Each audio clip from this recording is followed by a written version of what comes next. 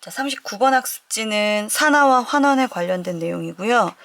이 산화와 환원이 중요하된 이유가 있어서 밑에 성취 기준 1분에 보시면 지구와 생명의 역사에 큰 변화를 가져온 광합성, 화석연료의 사용, 철기 시대를 가져온 철의 재련, 여기에 공통점을 찾을 수 있는데 이 공통점이 산소가 관여하는 반응이라는 거고요.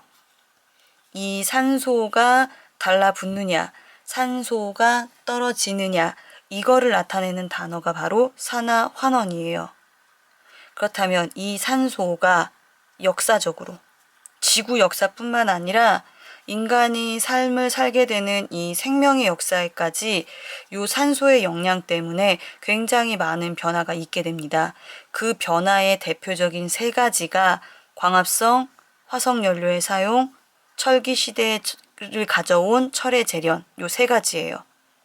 그래서 요 밑에 광합성, 화석연료의 연소, 철의 재련 요렇게 각각 연결됩니다. 관련된 그림 자료는 제가 계약하면 드릴 거고요. 여기에 해당되는 화학식도, 반응식도 제가 스티커 활동지로 드릴 거예요. 여러분들은 그냥 쓰지 마시고 그냥 보기만 하세요. 자, 여러분들한테는 여기 스티커 활동지로 다 나갈 거예요. 네, 근데 이제 선생님도 스티커를 안 가지고 와서 일단은 여기 써 있는 내용 가지고 보시면 되는데, 다시 한번 얘기하지만 미리 써서 수업을 따라하겠다 하는 친구들은 일시정지 눌러놓고 쓰시고요. 그렇지 않고 그냥 나는 학교 개학하면 수업 시간에 받겠다 하는 친구들은 그냥 지금 상태는 보기만 하세요. 여기 요 반응식에서 공통적인 걸 찾으면 이산화탄소에 여기 산, 그 다음에 여기 또 산소, 여기도 산소, 이산화탄소 여기도 산소, 여기에 산화철의 산소, 일산화탄소의 산소, 이산화탄소의 산소, 이 반응들의 몽땅 다 공통점이 뭐냐? 산소가 들어가는 반응이라는 거예요. 산소가 들어가는 반응. 그래서 밑에 먼저 좀 쓸게요. 이 세 반응의 공통점은 산소가 관여하는 반응이야, 산소가 들어가는 반응이야. 그런데 과학자들이 이렇게 산소가 관여하는 반응을 뭐라고 부르느냐? 산화,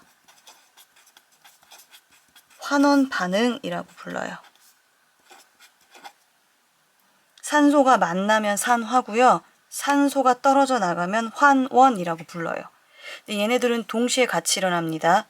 그럴 수밖에 없는 게 얘가 붙었다는 건 어딘가에서 갖고 온 거잖아요. 그러면 여기 어딘가는 산소가 떨어져 나가는 거겠죠. 그러니까 잃어버린 애는 환원이 되는 거고 얻은 애는 산화가 되는 거예요. 자, 그럼 산소라는 게 왜 중요한데 이들의 산소가 지구와 생명의 역사에 어떤 일을 가져왔느냐, 요거에 대해서는 좀 하나씩 필기하세요. 요쪽은 필기하시면 됩니다.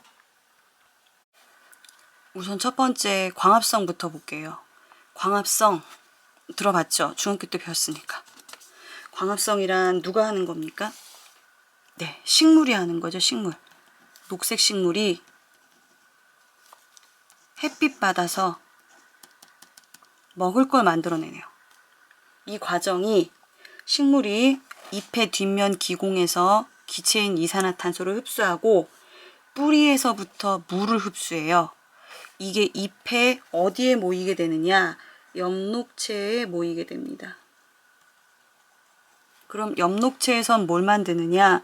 포도당을 만들고 산소를 만들어내요. 여기 있는 포도당이 쌓여서 탄수화물 녹말 만드는데 그게 감자, 고구마, 밀가루, 쌀 이런 거 만드는 거예요. 그래서 식물은 아무것도 없는 데서, 즉 무에서 유를 창조하는 거나 마찬가지입니다. 그런데 동물, 즉 인간은 만들어진 먹을 거를 소비만 해요. 그래서 얘는 생산자라고 부르고 인간은 1차 소비자, 2차 소비자 이런 식으로 부르는 거예요. 즉 인간은 탄수화물 먹어서 숨 쉬면서 이때 산소 사용하면 거꾸로 이산화탄소 폐로 다시 나가고 그 다음에 물이라는 거는 우리 몸에 쓸 만큼 쓰고 오줌으로 나중에 나오는 거죠. 하여간 식물이 광합성을 해서 산소를 만들어냈어요. 맨 처음에 지구가 생겼을 때는 모든 생명체가 바닷속에서밖에 없었어요. 왜 그러느냐? 우주로부터 오는 유해 광선을 맞으면 생명체들이 죽을 수밖에 없는데 바닷물이라는 거는 유해 광선이 차단을 해줄 수 있는 거예요. 그래서 물속에서만 생명체가 존재했습니다. 그러니까 어류만 존재했다고 생각하면 돼요.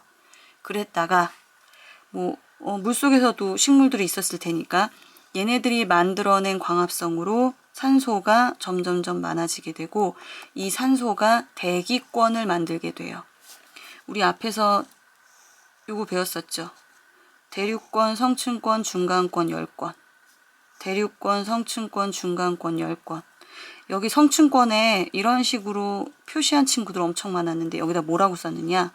오존층이라고 썼던 거 기억하세요? 유해 자외선 차단. 오존층이 O3예요. 산소 3개가 만난 거예요. 즉, 이 밑에 쓰세요. 산소가 만들어지면서 어떤 일이 벌어졌느냐? O3에 오존층이 생겼어요. 얘가 해주는 역할이 뭐냐? 자외선 차단. 우주로부터 오는 유해 광선을 드디어 막아주게 된 거예요. 그래서 물속에서만 살던 생물들이 일제 물 밖으로 나올 수 있게 돼버린 겁니다. 그러니까 맨 처음에 어류에서 물 밖으로 나오게 되는 양서류가 등장하게 돼요. 양쪽에서 서식한다 라고 해서 양서류예요. 물속에서도 살 수 있고 물 밖에서 살 수 있는 애들. 우리 개구리 같은 애들. 그랬다가 아예 육지에서 폐호흡할 수 있는 파충류, 포유류 이런 식으로 진화하게 되는 거예요.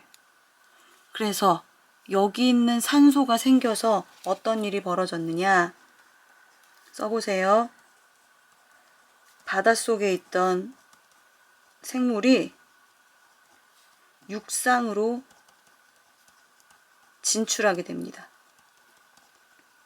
드디어 육지에도 생명체가 살 수 있도록 된 거예요. 그러면서 선생님 좀 전에 얘기했죠. 어류만 있던 게 양서류, 파충류, 포유류, 조류 굉장히 다양해졌잖아요. 그래서 화살표에서 하나만 더 쓰세요.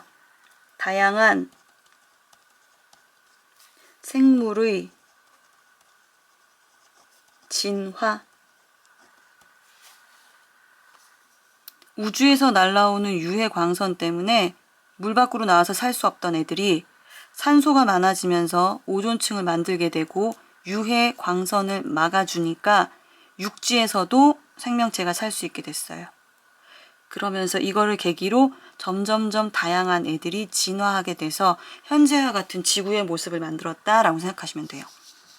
식물이 광합성 안 해줬으면 지금 인간도 육지에서 살 수가 없게 되는 거죠.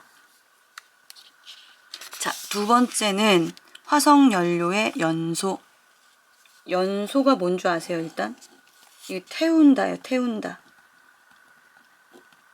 이게 태울 연자에 태운 소자예요. 불 붙여서 태우는 거예요. 태울 때 필요한 기체가 바로 누구냐면 산소. 이산화탄소는 꺼지는 거고 산소는 불 잘 붙여주는 거잖아요. 인간이 화석연료에 불을 붙이기 시작하면서, 즉 불을 이용했다고요. 불을. 맨 처음에는 추위 속에서도 견디지 못하고 음식물을 데펴서 먹지도 못했다가 인간이 드디어 불이라는 걸 사용한 거예요. 이때 사용하는 화석연료가 대표적으로 누구냐면 석탄, 석유.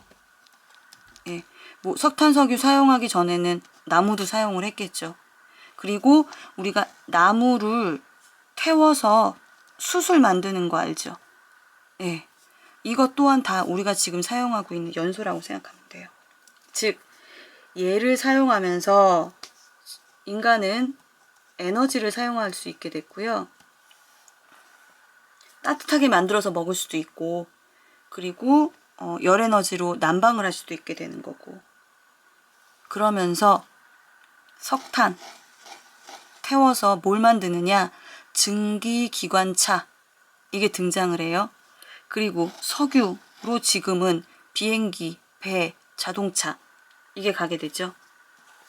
즉 산업혁명과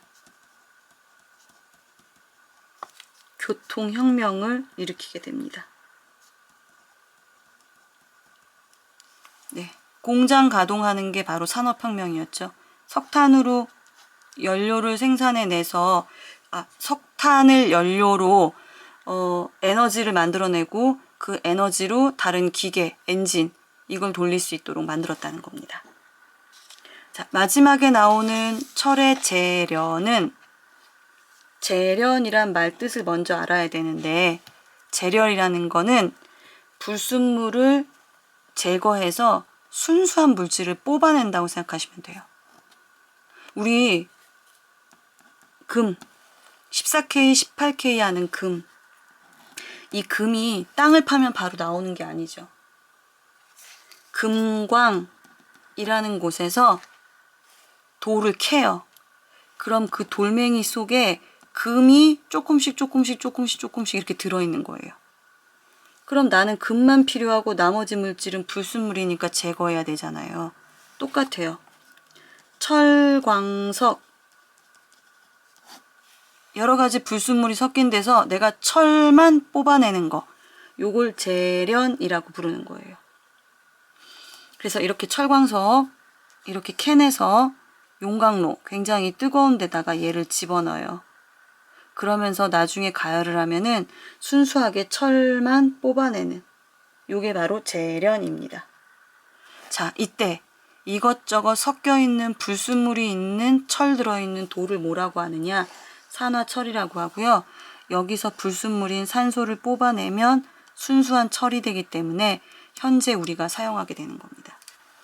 자, 맨 처음에 인간은 석기, 즉 돌을 가지고 사용했잖아요. 그랬다가 청동이라는 걸 사용했다가 드디어 철기 시대까지 와요. 이 철기 시대가 오면서 인간의 생활이 굉장히 많이 바뀌었죠. 지금 철 사용하고 있는 거 한번 생각해 보시면 돼요. 교통수단, 자동차 껍데기도 다 철이에요. 그 다음에 건축할 때 필요한 철근, 건축물을 만들게 되고요. 그리고 전자제품에도 철을 이용하게 됩니다. 즉, 이것 때문에 인류, 문명이 발달하게 돼요. 인류 문명 발달의 기여라고 써놓으시면 됩니다. 자, 우리 주변에서 흔히 볼 수 있는 이러한 것들이 지구 역사상 인류 문명에 엄청난 많은 발전을 주었다. 그래서 과학자들이 이 산소가 들어가는 반응에 조금 더 집중해서 보게 됐고요. 여기서 발견한 규칙성을 바탕으로 산화환원 반응이라고 부르게 되는 겁니다.